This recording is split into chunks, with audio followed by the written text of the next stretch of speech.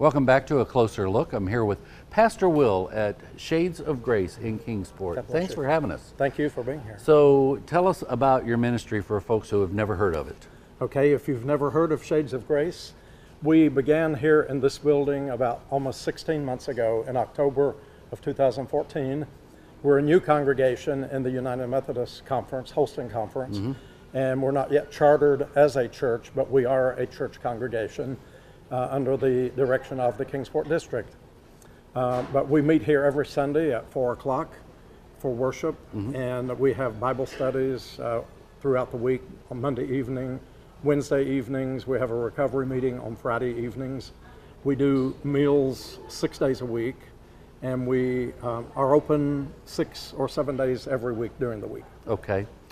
Just as a side note, we are shooting this on Ash Wednesday, thus you've got the ashes on your forehead. Yes. Didn't want them to think you didn't bathe today. So. Right. Well, we had a captive audience. We had about 45 people in the building this morning, and since it's Ash Wednesday, I used that opportunity to share with them and let them know that throughout the day they'll be able to share their faith now that they know what this is all about. All right, cold weather this week, and once it gets cold out, you open your doors up for people to come in and have refuge from the storm. So our policy is when it drops to about 20 degrees or less, we will open as a 24/7 warming shelter, and we'll stay open until the weather gets better.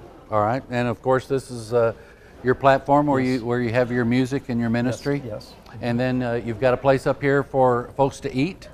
Yes. How many do you feed? Yesterday, for example, we fed well over 160 people. Okay. It depends day by day. On our Sunday meal, when we do Sundays at 3 o'clock, we will often feed 150, sometimes even 200 people on that day. Where does the food come from? The food comes, everything you see here has been brought in by interested people in the community.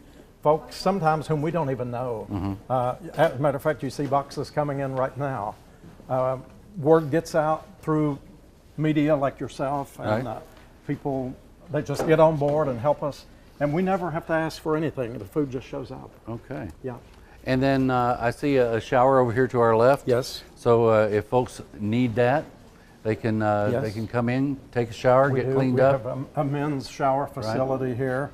That we have built into the building, and if we're open as an emergency shelter, as we are now, we do allow ladies to shower as well.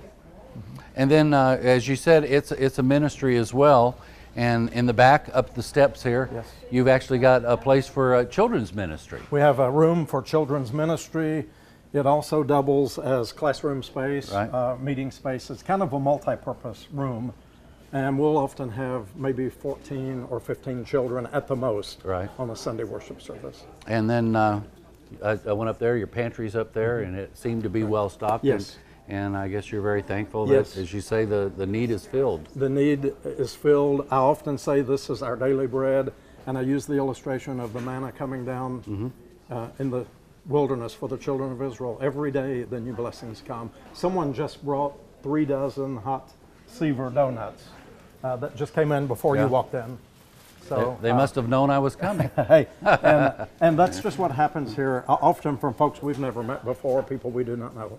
And then you've got a place next door where I thought it was a thrift store, but you say it's actually just a store. If you need something, come get it. So it was mainly clothing over there, right? It is. That building we got about 2 months ago. It's actually, there's an interesting story. It used to be called Neil's Shoe Store. Yes.